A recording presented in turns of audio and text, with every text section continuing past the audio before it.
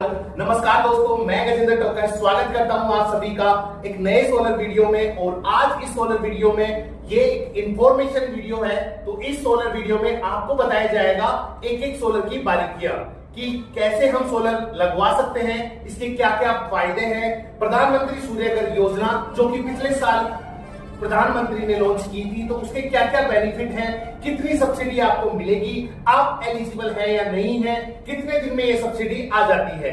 दूसरा, on grid solar system, of grid solar system क्या होता है, क्या सोलर लगवाने के बाद लाइट कट होने के बाद हमारा सोलर चलेगा या नहीं चलेगा, क्या बैटरी जो लगेगी वो कितने साल के लिए लगेगी, क्या लगेगी, या बैटरी लगेगी या नहीं लगेगी। ऐसे बहुत से सवाल हैं जिनकी वजह से आज हमारे राजस्थान में बहुत सी जगह पे सोलर नहीं लग पा रहे हैं, क्योंकि लोगों को जागरूकता की कमी है। बहुत से डाउट्स हैं कि इतना हमारा बिल आ रहा है, हमें कितने किलोवाट का सोलर लगवाना चाहिए, क्यों लगवाना चाहिए, क्या बेनिफिट है।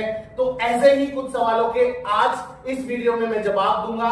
मैं Gajendra Toka as a solar PV engineer, Reliance solar power में एज ए सोलर इंजीनियर मैंने वर्क किया है और खुद मैं इलेक्ट्रिकल इंजीनियर हूं। तो मैं आज आपको एक एक बारीकियां बताऊंगा और एक एक फायदा बताऊंगा कि क्या फायदे हैं आपको ऑन ग्रिड सोलर। हाँ तो दोस्तों, अब आपको मैं बताता हूं सबसे पहले ऑन ग्रिड सोलर सिस्टम के बारे में। जी हाँ, ये आपके सामने लिख रहा है ग्रिड टाइड सोलर रूफटॉप, मतलब इसमें ग्रिड पे ही पूरा अपना सिस्टम निर्भर है। ग्रिड से यदि लाइट नहीं आती तो अपना सिस्टम भी यहां से ट्रिप हो जाता है। तो ये जो आपके मन में रहता है कि लाइट कटेगी, तो हाँ जी सर, आप यदि आपके बाहर कोई फॉल्ट है, यदि लाइट कटती है तो आपके सोलर बिजली नहीं बनाएगा, वो भी अपना कट ऑफ कर देगा। ये सेफ्टी पर्पस के लिए किया जाता है कि सपोज दैट अपने बाहर कोई फॉल्ट आता है, लाइनमैन खंबे पे चढ़ा हुआ है, अपने सोलर लगा हुआ है और अपन ने पावर सप्लाई चालू कर दी, सोलर से चालू हो गई, तो वहां पे करंट आ सकता है। तो इसलिए यहाँ पे ऑन ग्रिड सिस्टम में ये वाला ग्रिड निर्भरता के ऊपर रहता है। तो अब हम आपको देखते हैं कि सोलर ऑन ग्रिड सिस्टम में कैसे ये एक एग्जांपल है आपके सामने कि ये सोलर पैनल्स यहाँ पे लगे हुए हैं। तो सबसे पहले ये सोलर पैनल आपकी बिजली बनाएंगे। ये डीसी वोल्टेज में बनाते हैं गाइस, ये डीसी बनाते हैं। डीसी अपने काम में नहीं आती, डीसी वोल्टेज अपने काम में घर में नहीं यूज में लेते अपन, कुछ ये एसी वोल्टेज। तो एसी का क्या करेंगे अपन, डीसी वोल्टेज को एसी में बदलने के लिए हम इन्वर्टर यूज करते हैं। तो इन्वर्टर के पास, यहां से सप्लाई इन्वर्टर के पास जाती है, इन्वर्टर इसको एसी में कन्वर्ट कर देती है।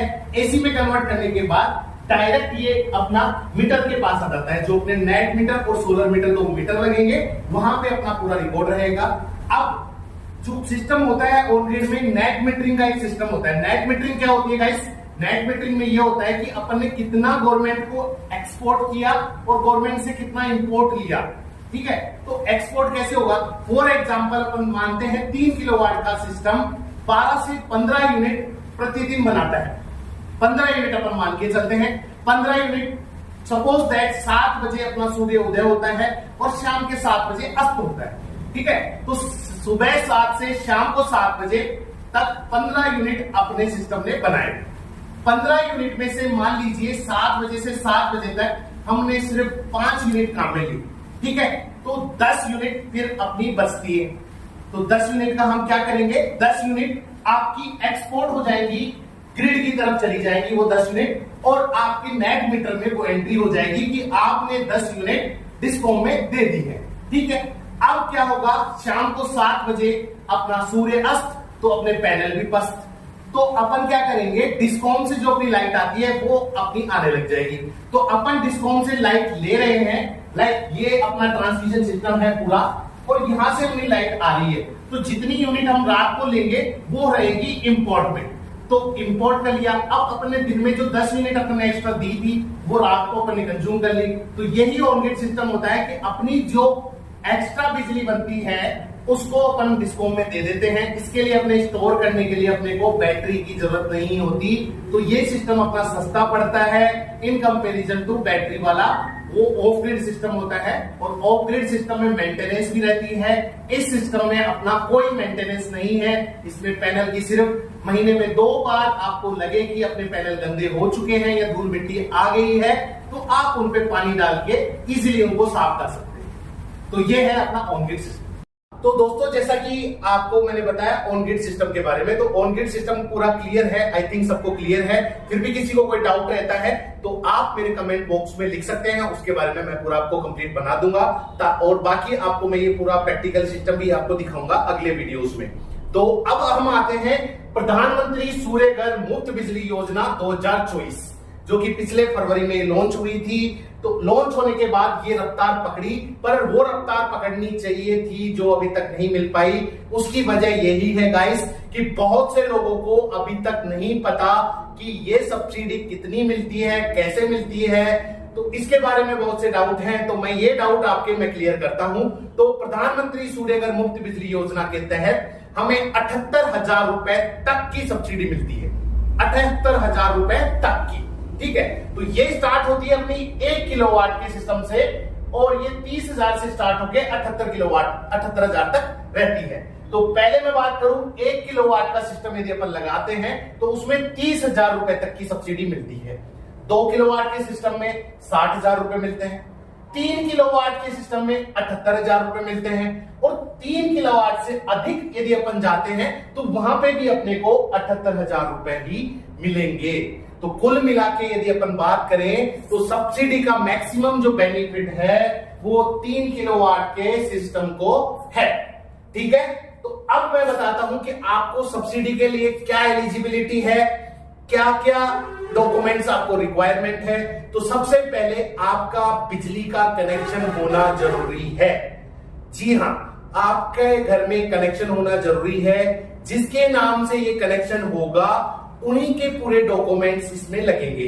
डॉक्यूमेंट्स में क्या क्या होगा, लाइक बिजली बिल हो गया, उनका आधार कार्ड, उनका पैन कार्ड, और सब्सिडी के लिए आपका बैंक अकाउंट। तो बैंक अकाउंट और बिजली के बिल में नाम भी दोनों का सेम होना चाहिए। नहीं है तो आप पहले ही चेक करवा लीजिए या उनको चेंज करवा लीजिए, नहीं तो आपकी सब्सिडी आने में डिले हो सकती है।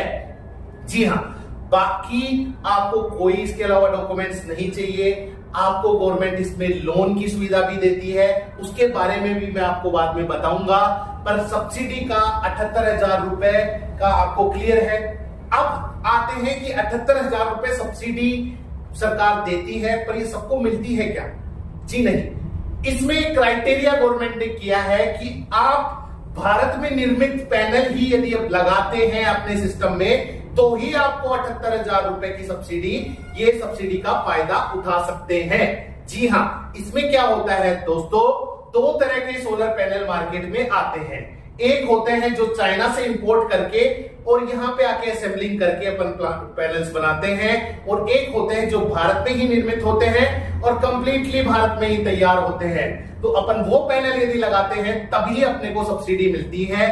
गवर्नमेंट आपको एक DCR सर्टिफिकेट देता है, जो आपका वेंडर जो भी आपके लगाएगा वो आपको वो सर्टिफिकेट देगा कि ये पैनल यहां भारत में ही निर्मित हैं, तभी आपको सब्सिडी मिलेगी।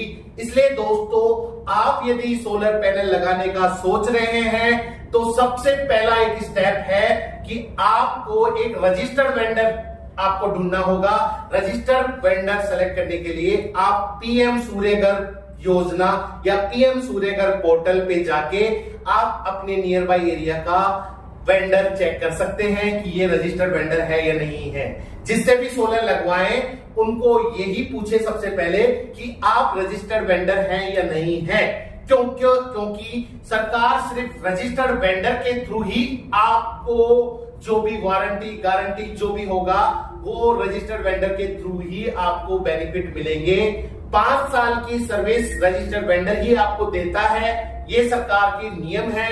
तो बहुत से ऐसे चीजें हैं जो आप यदि रजिस्टर्ड वेंडर से नहीं लगवाते तो आपको नुकसान हो सकता है दोस्तों।